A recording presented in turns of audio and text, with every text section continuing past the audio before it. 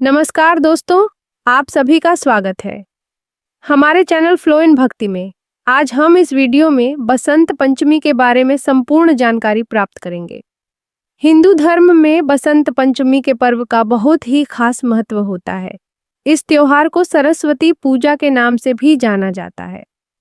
सरस्वती पूजा के दिन विद्या की देवी माँ सरस्वती की पूजा पूरे विधि विधान के साथ की जाती है। सनातन धर्म में माता सरस्वती और ज्ञान और विद्या की देवी माना जाता है। सरस्वती पूजा के दिन सरस्वती जी की आराधना करने से साधक को बुद्धि और ज्ञान की प्राप्ति होती है। विद्यार्थियों के लिए ये पर्व बहुत ही महत्वपूर्ण माना जाता है। आइए जानें कि फरवरी के महीने में बसंत पंचमी का त्योहार कब मनाया जाएगा। हिंदू पंचांग के अनुसार बसंत पंचमी का त्योहार हर वर्ष माघ मास के शुक्ल पक्ष की पंचमी तिथि के दिन मनाया जाता है। इस साल इस तिथि की शुरुआत 2 फरवरी 2025 को सुबह 9:14 पर होगी और इसका समापन 3 फरवरी को प्रातः होगा 6:52 पर होगा। ऐसे में बसंत पंचमी का पर्व 2 फरवरी 2025 को मनाया जाएगा। पंचांग के अनुसार साल 2025 में बसंत पंचमी का त्योहार 2 फरवरी को मनाया जाएगा। इस दिन सरस्वती पूजा का मुहूर्त प्रातः 7:08 से आरंभ होगा और दोपहर 12:34 तक रहेगा। आइए जानते हैं कि इस बसंत पंचमी में माँ सरस्वती की पूजा आराधना विधि विधान से कैसे की जाए। बसंत पंचमी के दिन सुबह स्नान के बाद पीले रंग का वस्त्र धारण करना चाहिए। उसके बाद साफ सफाई करके साफ चौकी पर माता सरस्वती की प्रतिमा को स्थापित करें। फिर माता सरस्वती को चंदन, हल्दी, केसर, चंदन पीले या सफेद रंग के अर्पित करना चाहिए। इस दिन माता सरस्वती के सामने पुस्तक रखना चाहिए। अंत में माता सरस्वती की पूजा करने के बाद आरती करनी चाहिए। माता सरस्वती को पीले रंग की मिठाई का भोग लगाएं। इस तरह से पूजा करेंगे तो आप पर माँ सरस्वती की कृपा सदा बनी रहेगी। बसंत पंचमी के दिन माँ सरस्वती को प्रसन्न करने के लिए बहुत से भक्त बसंत पंचमी के दिन व्रत भी करते हैं।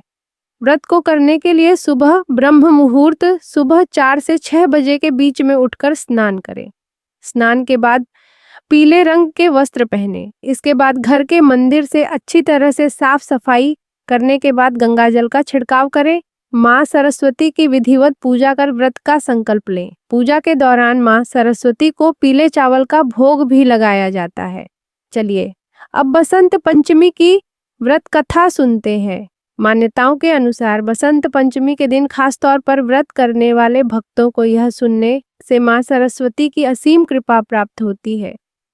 बसंत पंचमी का त्योहार माँ सरस्वती के जन्मदिन के रूप में मनाया जाता है।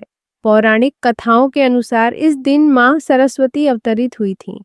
कथा के अनुसार एक दिन ब्रह्मा जी संसार का भ्रमण करने निकले तो उन्हें सारा संसार मूक नजर आया। हर तरफ खामोशी छाई हुई थी। यह देखकर ब्रह्मा जी को यह लगा कि संसार की रचना करते हुए शायद कोई कमी रह गई है। ब्रह्मा जी एक स्थान पर रुके और अपने कमंडल से थोड़ा से जल निकालकर छिड़क दिया। तब एक ज्योतिपुंज के साथ देवी प्रकट हुई। देवी के हाथ में वीणा और चेहरे पर अत्यंत तेज झलक रहा था। यह देवी माँ सरस्वती थीं। उन्होंने ब्रह्मा जी को प्रणाम किया।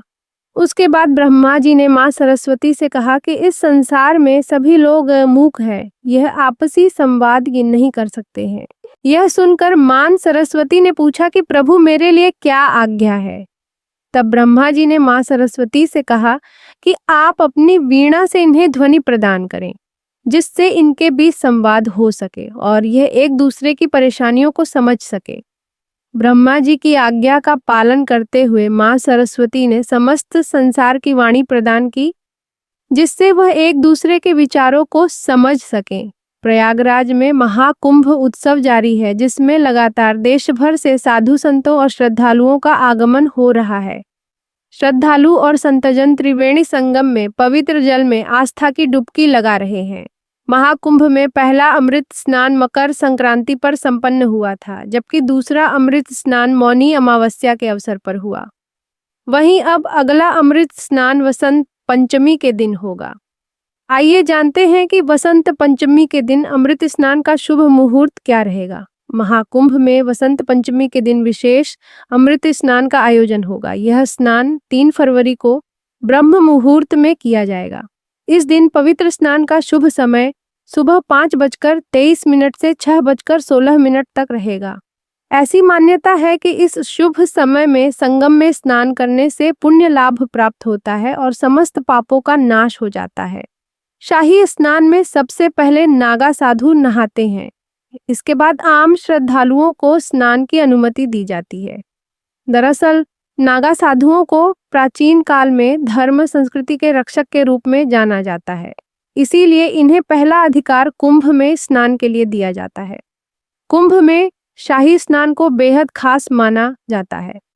मान्यता है कि इस दिन संगम में डुबकी लगाने से कई गुना ज्यादा पुण्य की प्राप्ति होती है। इतना ही नहीं कहा यह भी जाता है कि इस दिन स्नान करने से न सिर्फ इस जन्म के बल्कि पिछले जन्म के पाप भी नष्ट हो जाते हैं। इसके साथ ही पितरों की आत्मा को भी शांति प्राप्त होती है।